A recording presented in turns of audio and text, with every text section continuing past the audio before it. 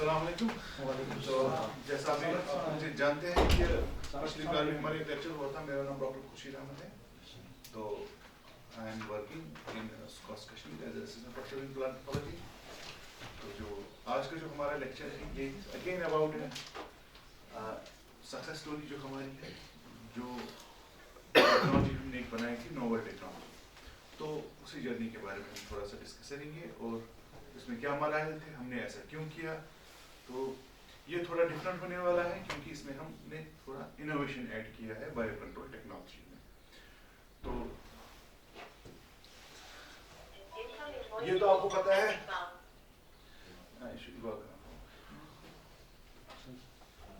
तो हमको पता है, हम आपने बहुत सारे लेक्चर सुने होंगे और हमको पता है कि हम जो है क्यों बायो कंट्रोल करना चाहते हैं। ठीक है, तो ये कुछ रीजंस हैं। एक तो अब रेजिस्टेंस आ रही है केमिकल्स की वजह से,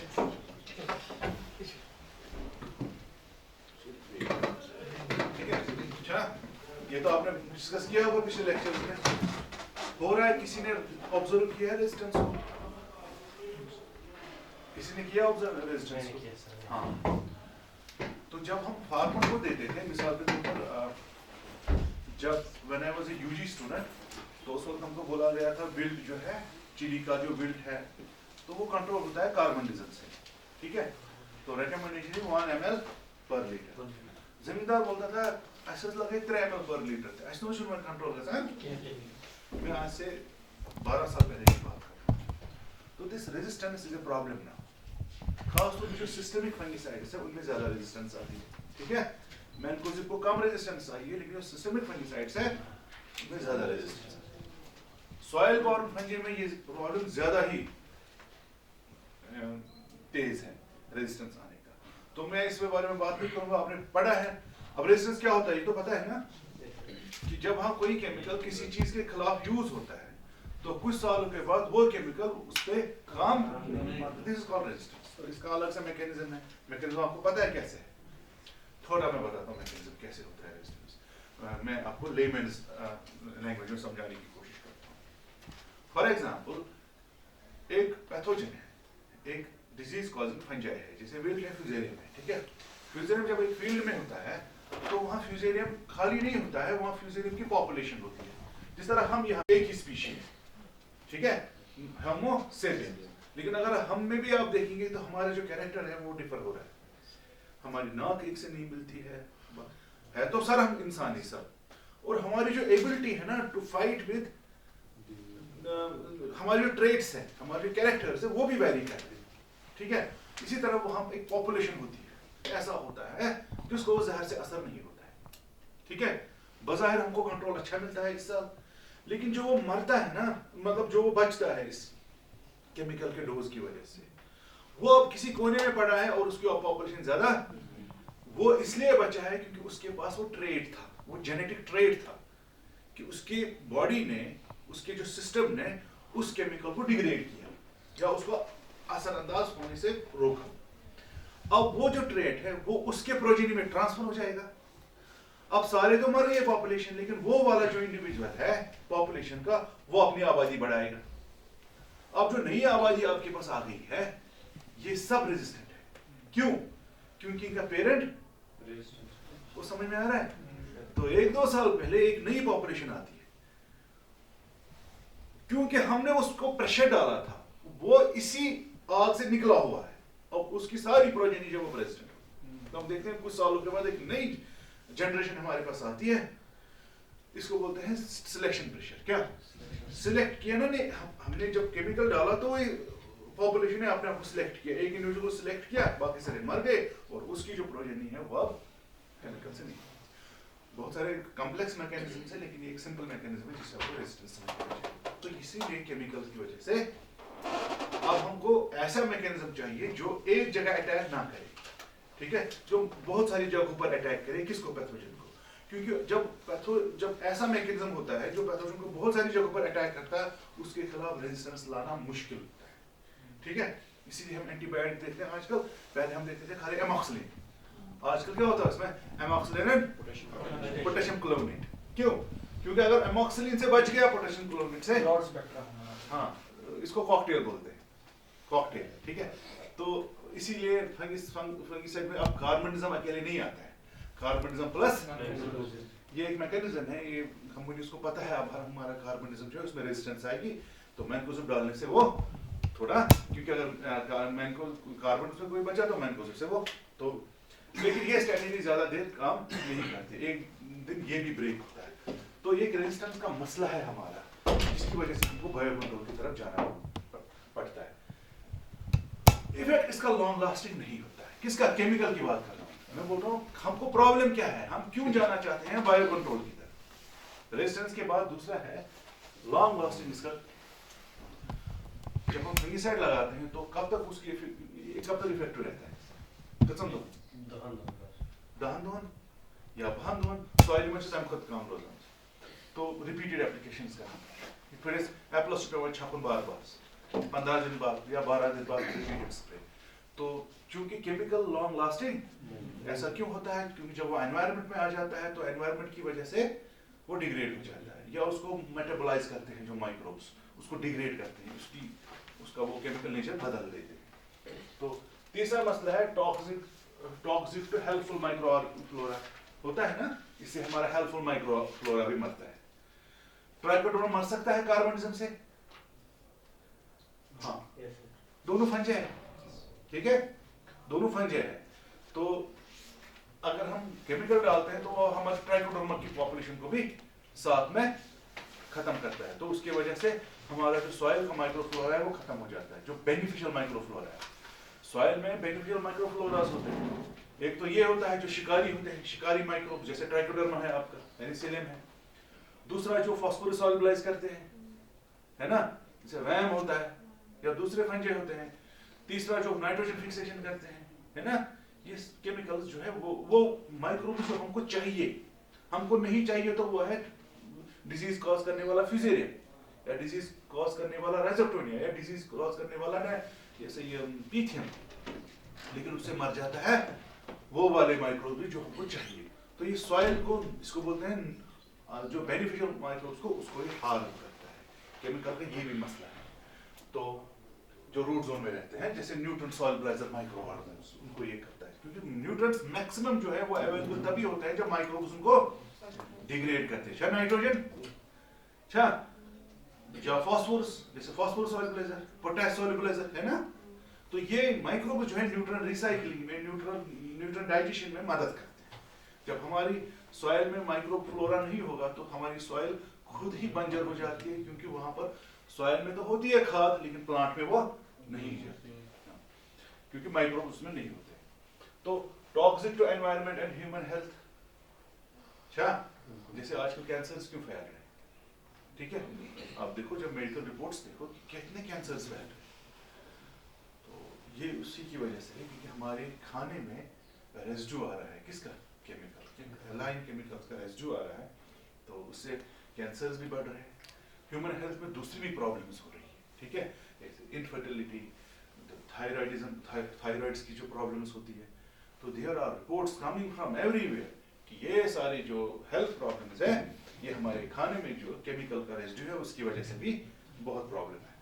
तो एनवायरनमेंट को भी ये प्रॉब्लम करती है, ये केमिकल्स वाटर बॉडीज में चली जाती है, वहाँ हमारा जो एक्वेटिक फ्लोरा है, एक्वेटिक जो फ्लोरा एंड फाना जो होता है, एक्वेटिक फिशेस वगैरह, इसी तरह ये सारे एनवायरनमेंट को प्रॉब्लम करता है। ये तो हो गया कि हमको केमिकल की वजह से क्या प्रॉब्लम है, आपने दूसरे लेक्चर्स में भी ये चीज बहुत डिटेल में सुनी होगी। लेकिन अब हम बोलेंगे भाई इसका सोल्यूशन है, हम बायो कंट्रोल करेंगे, बायो कंट्रोल करेंगे, वो मसला है। लेकिन बायो कंट्रोल में भी प्रॉब्लम है, बायो कंट्रोल में भी उसमें भी हमको हर्डल्स आ रहे हैं। सबसे बड़ी प्रॉब्लम है लोकल स्ट्रेंथ्स हमारे पास नहीं होती है, आपने समझ, जैसे इस वक्त जो स्ट्रेन्स है हमारे पास वो या तो तमिलनाडु की है या तो साउथ इंडिया की है, क्योंकि कंपनीज वही लेके आते हैं। वो स्ट्रेन्स इन इलाकों की है जो गर्म होते हैं, जिनको 40 डिग्री पे काम करने की आदत होती है। हमारा सोइंग पीरियड कब शुरू होता है? मार्च अप्रैल में हमारा नाइट टेम्परेचर क्या चला जाता है? 10 भी चला जाता है नाइट टेम्परेचर, 10 से नीचे भी चला जा सकता है ना, क्योंकि कभी हमारा स्प्रिंग ही होता है, तो वो वाली स्ट्रेन डॉर्मेंट हो जाती है, मर नहीं जाती, डॉर्मेंट हो जाती है। तो हम बोलते हैं ये बायो कंट्रोल तो फजूल है, ये तो काम ही नहीं कर रहा है। हम ये नहीं देख रहे कि ये स्ट्रेन लोकल नहीं है, ये हमारे एनवायरनमेंट में अडेप्ट नहीं हो रही है, या हमारी सॉइल केमिस्ट्री के साथ अडेप्ट नहीं हो रही है। तो उसके लिए स्ट्रेन होनी चाहिए लोकल। आपके पास कितनी लोकल स्ट्रेन्स है? बाजार में कितनी लोकल स्ट्रेन? आप जाएंगे किसी डीलर के पास जाएंगे खरीदने के लिए, है लोकल स्ट्रेन्स?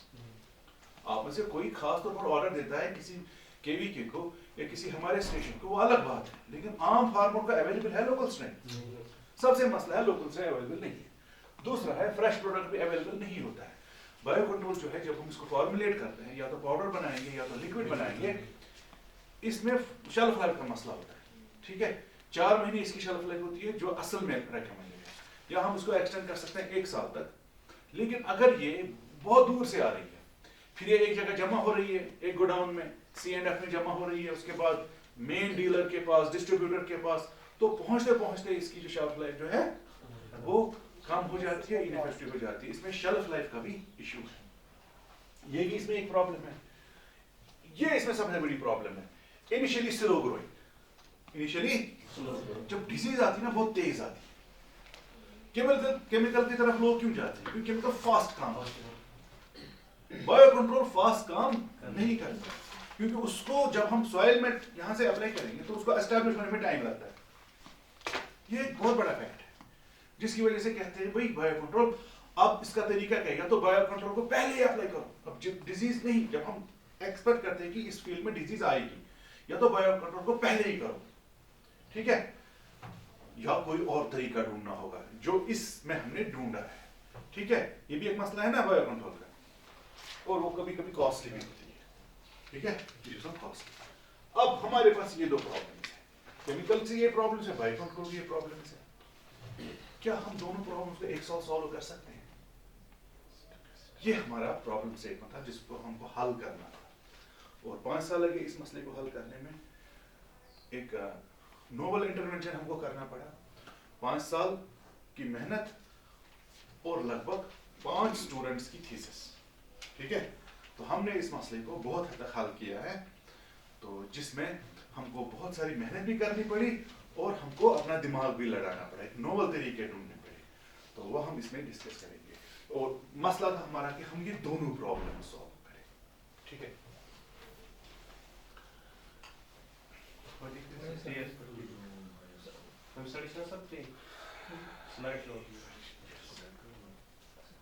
ठीक है,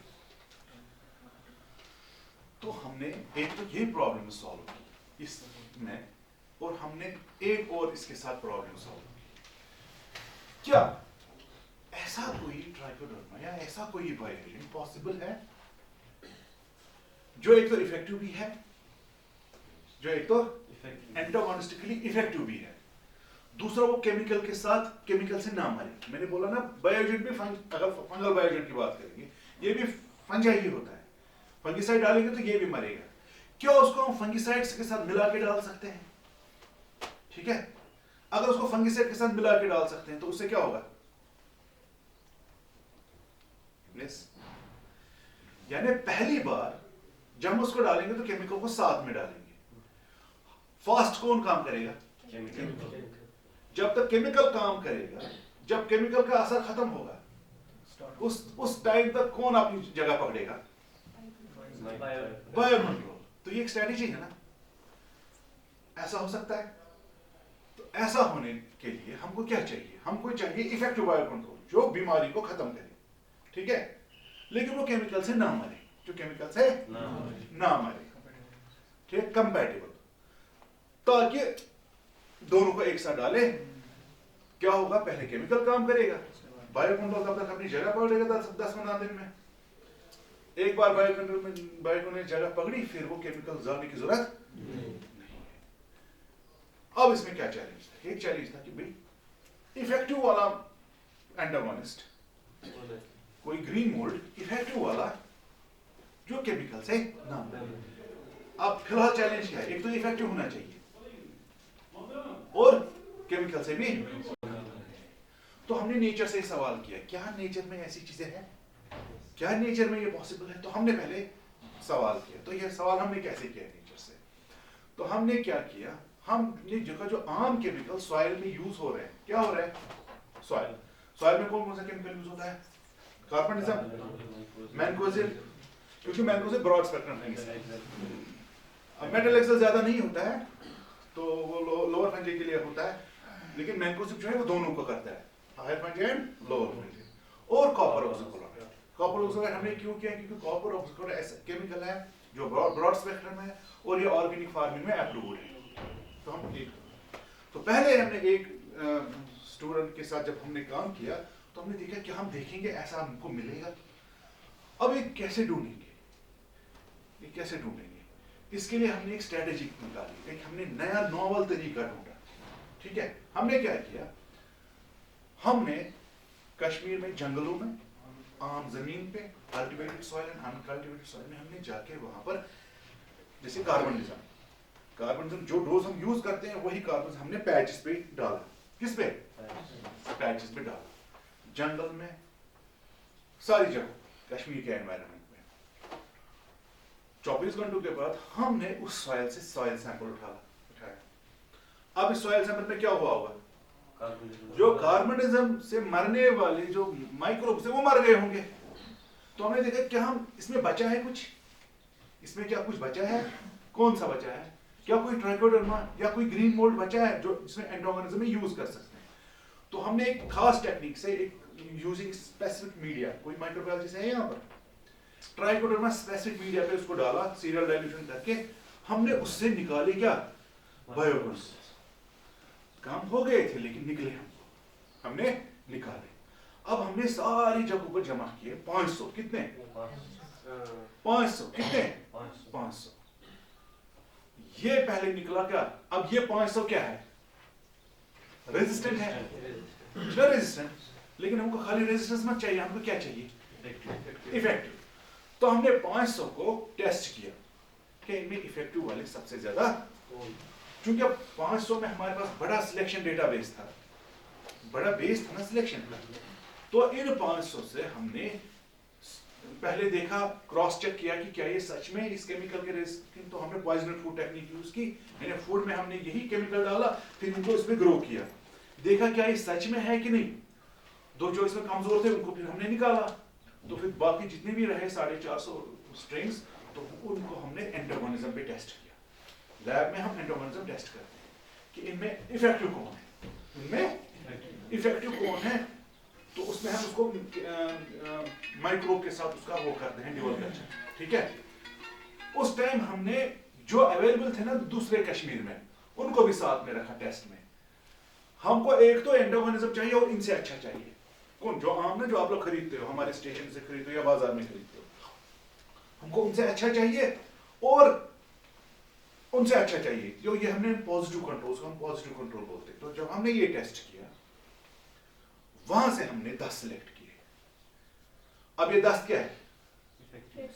एक तो इफेक्टिव है और ये रेजिस्टेंट है। स्ट्रेटेजी समझ में आ रही है? ये स्ट्रेटेजी किसी ने नहीं की थी, ये हमने पहली बार दुनिया में की थी। तो फिर जब हमने मान लीजिए 10 या 20 हमने सिलेक्ट किए, ये सारे 20 जो हमारे लोकल वाले ऑलरेडी इन यूज थे ना, उनसे अच्छे थे।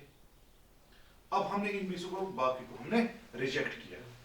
तो उस वक्त स्टूडेंट ने कहा, सर आप क्या कर रहे हैं, ये रिजेक्ट करेंगे? मैंने कहा हाँ, बाकी रिजेक्ट करो, concentrate on these 20 strings.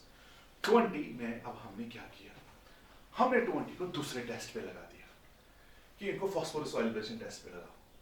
Phosphorus सॉल्युबलेशन समझ लो आप? कश्मीर में प्रॉब्लम है, यहाँ फास्फोरस फिक्स होता है। एंटागोनिज्म तो ये सब बहुत अच्छे थे, ये केमिकल को रेजिस्ट कर रहे थे, और हमने इनको बोला इनमें से अब वो हम सिलेक्ट करेंगे जो फास्फोरस सॉल्युबलाइज है, यानी जो हमको फास्फोरस सॉल्युबलाइज भी करेंगे। ये आप देख रहे हैं, ये जो phosphorus solubilize test, I think, let me, can you believe this zone? 15 घंटे बाद ये जोन बनाते हैं। हमने इनको सिलेक्ट किया, तो हमने 500 से 2 या 3 स्ट्रेन्स को खाली सिलेक्ट किया। तो इसको बोलते हैं कैरेक्टराइजेशन। क्या बोलते हैं? We characterize them for phosphorus solubilization, for antagonism and for resistance to chemicals. अब ये जब हमने टेक्निक रिपोर्ट की, तो एक बहुत बड़े जर्नल ने इसको अप्रिशिएट किया, उन्होंने छपाया, तो ये अब स्टैंडर्ड टेक्निक बन गई। क्या जब ये छप गई तो स्टैंडर्ड टेक्निक बन गई। तो इस काम से हमको जब इंकरेजमेंट मिला, ये एक स्टूडेंट के प्रोग्राम पे हमने किया था कार्बनिज्म, दूसरे स्टूडेंट के प्रोग्राम में खाली किया मैंगनीज, एक स्टूडेंट के प्रोग्राम में खाली किया कॉपर ऑक्सीक्लोराइड। तो नेचर ने हमको जवाब दिया, हाँ मेरे अंदर ऐसी डाइवर्सिटी है जो आप सिलेक्शन कर सकते हो। तो इसको क्या बोलते हैं स्ट्रैटेजी, इसको बोलते हैं टारगेटेड। क्या यानी हमने मान लीजिए डिजाइनर नहीं किया, लेकिन हमने टारगेट किया और नेचर से ही ऐसे सिलेक्शन। जब ये माइक्रोब्स बन गए तो हमारे पास एक इन्वेंटरी बन गई। देखिए मैंकोजिम एंड प्रोपेटिव रेजिस्टेंट हमारे पास इस वक्त 3 स्ट्रेन हमने सिलेक्ट किए, ठीक है। हमारे पास कार्बनिज्म वाले 3 हैं, कॉपर ऑक्सीक्लोराइड वाले 3 हैं, और ये कुछ बैक्टीरिया भी है हमारे। तो ये 15-16 पिछले 5-6 सालों के मेहनत से हमने ये एक इन्वेंटरी जमा की। तो इसमें कुछ और हमने एक और भी चीज की, हमने खाली ट्राइकोडर्मा को सिलेक्ट, हमने ट्राइकोडर्मा के दूसरे जो रिलेटेड मोल्ड्स है ना, कजन मोल्ड्स हैं, उनको भी सिलेक्ट किया इसमें, ताकि हम एज फॉस्फोरस सॉल्युबल को बेच पाए, उनको कमर्शलाइज करें क्या एज, क्योंकि अगर हम ट्राइकोडर्मा को कमर्शलाइज करने की कोशिश करेंगे तो उसमें हमारा लीगल इशू आ जाते हैं, उसमें हमारे वो इशू आ जाते हैं CID वगैरह। तो जो दूसरे कजन हैं इसमें तो उनमें नहीं होगा। कुछ तो इनमें ऐसे निकले जो मोल्ड थे ही नहीं, जो मोल्ड थे ही नहीं। तो ये इन्वेंटरी हमारे पास है, ठीक है। तो was this A smart strategy? तो अब मसला ये है, हमारे पास लोकल स्ट्रेन बन गई, कोल्ड टॉलरेंस स्ट्रेन बन गई, और ये चीज में आ गई। लेकिन उसके बाद अब इसको फार्मर के पास पहुंचाने के लिए टेक्नोलॉजी चाहिए, ठीक है। ये इन्वेंटरी सब हमारे पास है, ठीक है। और इसको हमने इसको DNA फिंगरप्रिंट किया, उस DNA फिंगरप्रिंट को हमने NCBI पे अपलोड किया है, ताकि कोई इसमें वो इशू ना हो जाए, थेफ्ट का इशू ना आ जाए। और फिर उसी स्ट्रेन को हमने along with the data patent deposit में डाला है। पेटेंट डिपॉजिट समझते हो आप लोग?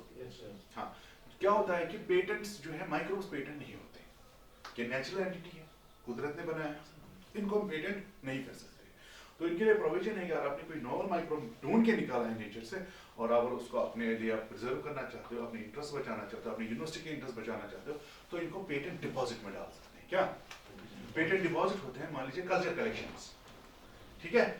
इंडिया में कुछ कल्चर कलेक्शंस को अंडर बुदापेस्ट ट्रीटी, ये बुदापेस्ट ट्रीटी जो हुई थी ना बुदापेस्ट में, तो वहां पर बोला था कि ये माइक्रोब जो अगर किसी ने निकाला है, माइक्रोब्स तो बहुत होते हैं ना, इंडस्ट्रियल माइक्रोब्स होते हैं, बायोलॉजिकल माइक्रोब्स होते हैं, माइक्रोबायोलॉजी इंडस्ट्री में बहुत ज्यादा यूज होती है, या एनवायरमेंट इंजीनियरिंग में यूज होती है। तो उस साइंटिस्ट के काम को हम कैसे प्रिजर्व करेंगे, या अगर किसी ने कंपनी में बनाया है ये काम, तो उस कंपनी का जो पैसा इसमें लगा है वो कैसे, तो उन्होंने कहा ठीक है इसको तो पेटेंट नहीं कर सकते, लेकिन इसको पेटेंट डिपॉजिट में डाल सकते हैं, ठीक है। इस माइक्रोब को पेटेंट डिपॉजिट में डाल सकते हैं। पेटेंट डिपॉजिट इसको एक तो सिक्योर करेगा और इसको डिपॉजिट भी रखेंगे अपने पास, यानी अगर मुझे 20 साल तक ये वापस चाहिए, मुझे वहां से मिलेगा, ठीक है। तो इंडिया में कुछ है कल्चर कलेक्शन जिनको IDA का, इंटरनेशनल डिपॉजिटरी अथॉरिटी का वो है, तो हमने उसी में डाला। इसमें MTCC चंडीगढ़ भी है, MTCC हमारा चंडीगढ़ है, तो वहां पर हमने इसको डिपॉजिट किया है। वहां पर अलग अलग डिपॉजिट्स होते हैं, एक तो नॉर्मल डिपॉजिट होता है, 500 रुपए की फीस लेते हैं वो, तो आपका कल्चर लेंगे, लेकिन वो किसी और को भी वो बेचेंगे। ये पेटेंट वाला वो किसी को नहीं बेच सकते जब तक हम उनको इजाजत ना दें, ठीक है। तो ये हमने उधर डाला हुआ है। तो मैंने कहा उसके बाद दूसरा स्टेज इसमें आता है कि भाई आप इसको कमर्शियल बनाने के लिए टेक्नोलॉजी भी चाहिए, है ना।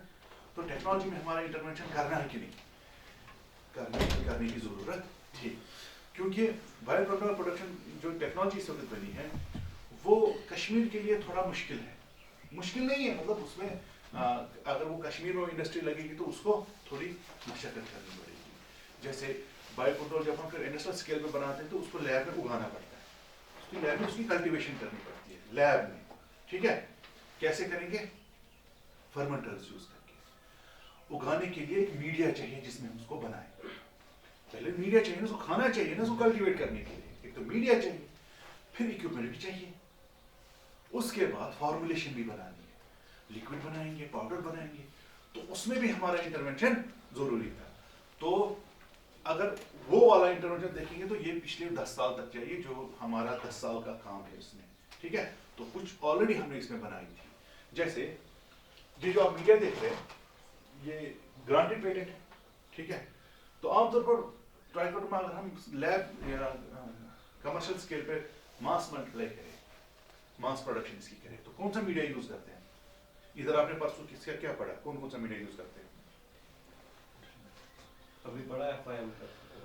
हाँ, तो उसमें जो हम लैब में प्रोड्यूस करते हैं तो उसमें हम मोलासिस यीस्ट उसको बोलते हैं, मोलासिस, उसमें 2 इंग्रेडिएंट लगते हैं। हाँ, तो आमतौर पर लिक्विड फर्मेंटेशन में ही कंपनीज बनाती है, सॉलिड स्टेट फर्मेंटेशन में, सॉलिड स्टेट फर्मेंटेशन में बनाने अपनी प्रॉब्लम्स है। सॉलिड स्टेट फर्मेंटेशन में कंटामिनेशन बहुत आती है, बहुत सारी जगह आपको चाहिए। तो कंपनीज जो है वो कमर्शियल स्केल पे इसको कैसे बनाती है? लिक्विड स्टेट फर्म, यानी फर्मेंटेशन टैंक होती है, उसी में वो पहले बनाते हैं लिक्विड में, किसको? ट्राइकोडर्मा को। फिर उस लिक्विड को या तो हम ऑयल बेस्ड लिक्विड फॉर्मुलेशन बनाते हैं या पाउडर में डालते हैं, ठीक है। मैं आपको रफ से ऐसे बताता हूँ। लेकिन इस टैंक में कल्टीवेट करना पड़ता है, ठीक है। कल्टीवेशन के लिए इसमें खाना चाहिए, खाना चाहिए, वो थोड़ी गर्मी चाहिए। तो सबसे पहले खाना क्या होता है, वो एक मीडिया उसको बोलते हैं मोलासिस यीस्ट, जो इसमें आमतौर पर इस वक्त जो बाहर की इंडस्ट्री करती है, तो उसमें 2 इंग्रेडिएंट्स पड़ते हैं, एक तो मोलासिस पड़ता है, एक यीस्ट एक्सट्रैक्ट होता है वो, ठीक है। अब यीस्ट एक्सट्रैक्ट बहुत महंगा है ना? कितने को आता है आधा किलो? 2000, 3000, 4000 में आधा किलो आता है वो। और उसमें मोलासिस भी पड़ता है। मोलासिस क्या होता है? रॉ, यस, शुगर इंडस्ट्री का बाय प्रोडक्ट। अब कश्मीर में मोलासिस नहीं आता है क्योंकि यहाँ पर शुगर इंडस्ट्री नहीं लगी है, ठीक है।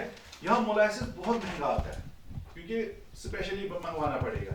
अगर यहाँ शुगर केन की इंडस्ट्री होती तो हम वहीं से ले लेते बाई प्रोडक्ट, चलो वो उसको यूज कर लेते। लेकिन इधर जो है उसका सप्लाई चेन नहीं, तो अगर यहाँ कोई इंडस्ट्री लगाएगा उसको तो पंजाब से वो खास तौर पर लाना पड़ेगा, ठीक है। तो वो भी महंगा है वहाँ, तो दोनों इंग्रेडिएंट्स महंगे हैं। हाँ, अब कुछ साइंटिस्ट ने उसमें इंटरवेंशन किया, वो बोलते हैं मोलासिस एंड सोया मीडिया बोलते हैं, वो यीस्ट एक्सट्रैक्ट को रिप्लेस करते हैं विद सोयाबीन फ्लो। तो अलग अलग है।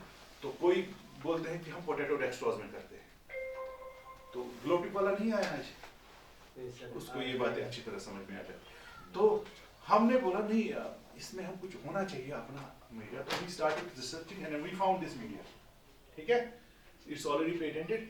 ये डलवीट की एक स्पीशी है, उससे बनाया गया है। डलवीट की प्रेडोमिनेंट स्पीशी है ना, सेरेटोफाइलम डिमर्सन, उसको सुखा के हम उससे एक मीडिया बनाते हैं, उसमें एक और इंग्रेडिएंट डाल के।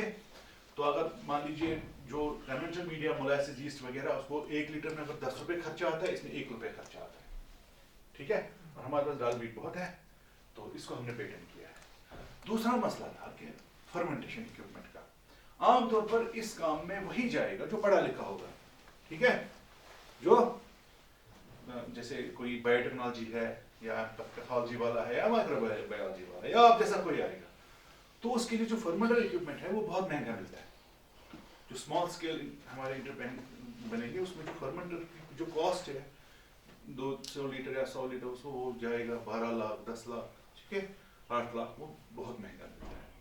तो हमने सोचा कि हम अगर कोई यहाँ स्मॉल स्केल पे आएगा कोई, तो उसके लिए एक फर्मेंटर इक्विपमेंट हमने डिजाइन किया है। तो हमने एक फर्मेंटर किया है, ये ऑटोक्लेव प्लास्टिक में बनता है, ये 20 लीटर कैपेसिटी वाला फर्मेंटर है, इसका भी पेटेंट फाइल हुआ है।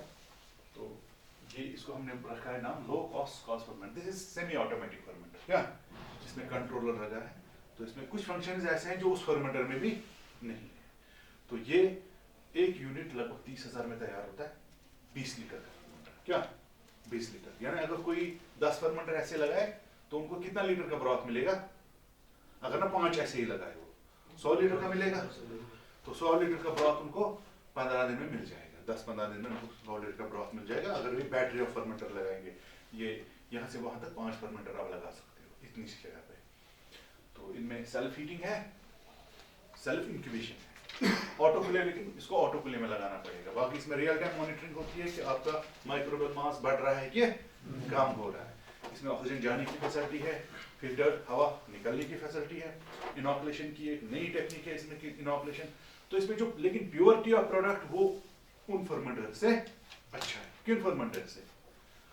जो लगे हैं उन फर्मेंटर्स में जो खामियां थी वो हमने इसमें रिमूव की है, क्योंकि इसको मैंने और इंजीनियर ने मिलकर बनाया, यानी एक माइक्रोबायोलॉजिस्ट पैथोलॉजिस्ट ने और इंजीनियर ने साथ में मिलकर बनाया, तो सारी खामियां उसमें हमने निकाल दी। एक तो प्रोडक्ट बहुत क्वालिटी का मिलता है और सस्ता भी है, और अगर मान लीजिए आप फिर हाई स्केल पे जाएंगे, जैसे आप 1000 लीटर फर्मेंटेशन का वो करेंगे, तो उसके लिए जो बड़े फर्मेंटर लगाएंगे, ये फर्मेंटर उसका सीड फर्मेंटर का काम करेगा, ठीक है। फिर उस बड़े फर्मेंटर में बनाने के लिए आपको चाहिए 20 लीटर उसमें इनॉकुलेशन, सीड डालते हैं उसमें, पहले ऑटोक्लेव करके फिर सीडिंग करते हैं, तो ये सीड फर्मेंटर यूज होगा उसमें।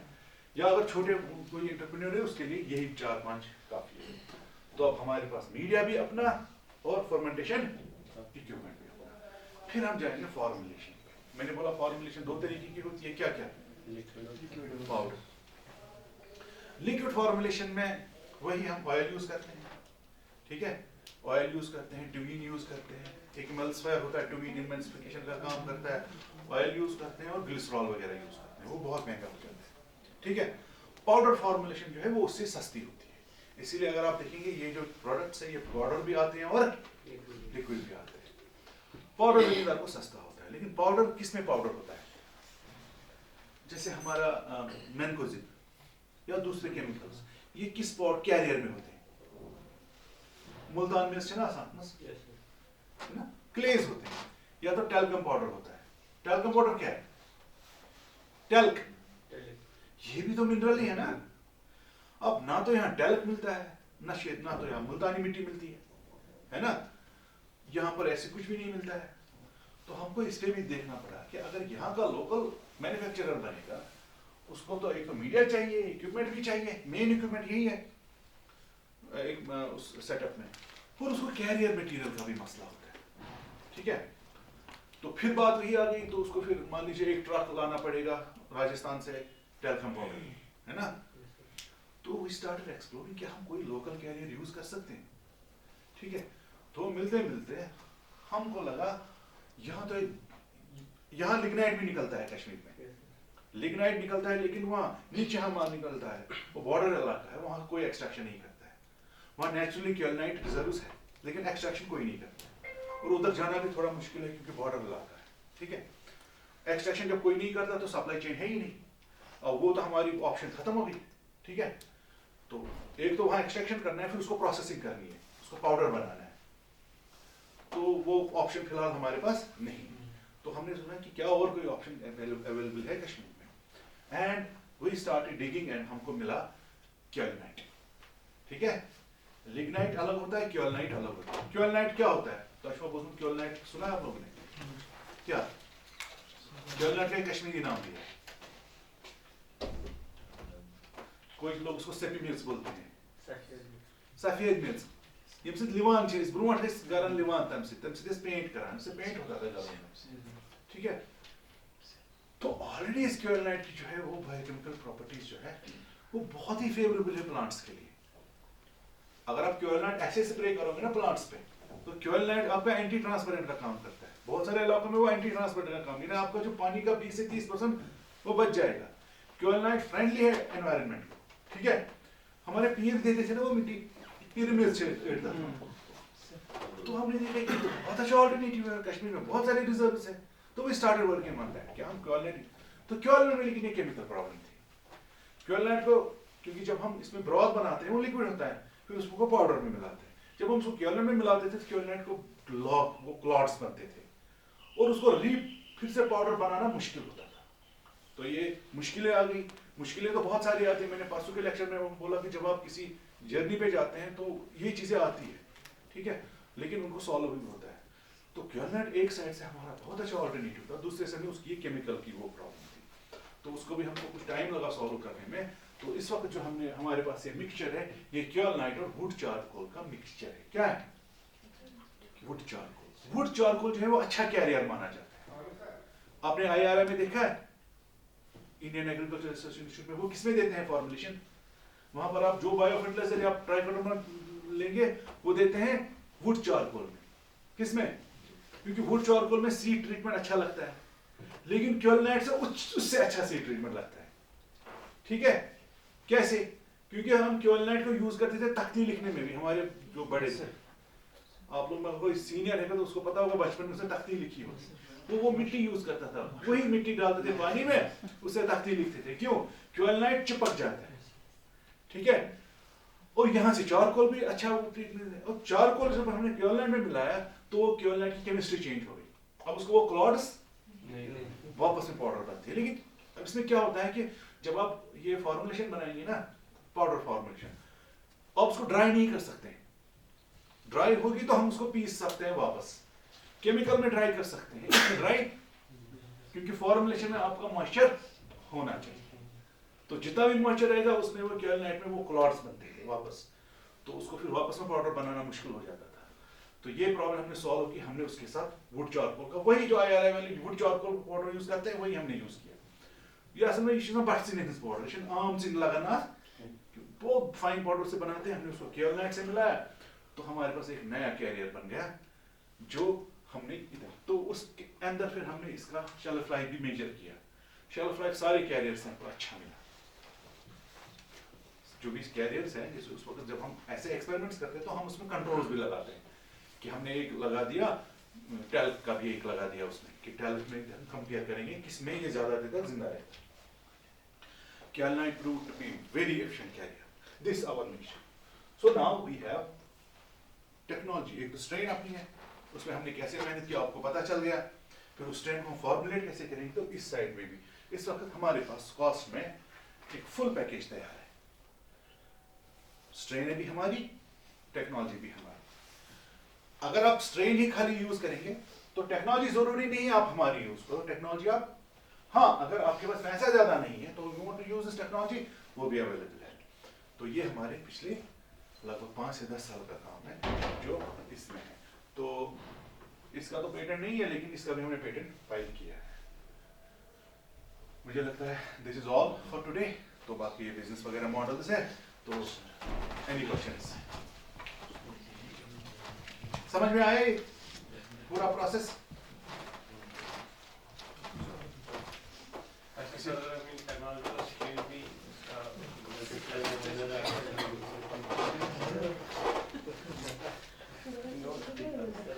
लेकिन अभी है जो फिलहाल तो ये टेक्नोलॉजी, फिलहाल एक टेक्नोलॉजी जो है वो ज़ेबा बायोटेक के अंडर में बन रहा है ये प्रोडक्ट, तो ज़ेबा बायोटेक इसको बना रही है। ज़ेबा बायोटेक कोई फिलहाल ये टेक्नोलॉजी फिलहाल वही यूज कर रहे हैं जो स्कॉसलेट स्टार्टअप है, तो उनका जो प्रोडक्ट है टेंडम, क्या टेंडम इस वक्त मार्केट में है, जो कार्बनिज्म रेजिस्टेंट है। मैंने बोला ना हमारे पास मैंकोज़ वाले भी है, कार्बनिज्म वाले भी है, तो कार्बनिज्म वाला वो टेंडम के नाम से मार्केट करता है। तो उन्होंने लगभग 2-3 टन लास्ट ईयर बेचे थे, तो बहुत अच्छा रिजल्ट है, फार्मर ने बहुत अच्छा रिजल्ट दिया है। तो इस साल भी उनका इरादा है वो आगे जाएंगे। तो फिलहाल एक प्रोडक्ट इनका है, वेंजाइम भी वो ही बना है। देखो टेंडम का कोई फोटो मत होगा इधर, नहीं इस तरह तो नहीं है। टेंडम दोनों लिक्विड और पाउडर में मिलता है, तो वो इस वक्त अवेलेबल है production for use. Any questions? बहुत थके आज कर रहा हूँ। चलिए ठीक है, should we wind up then?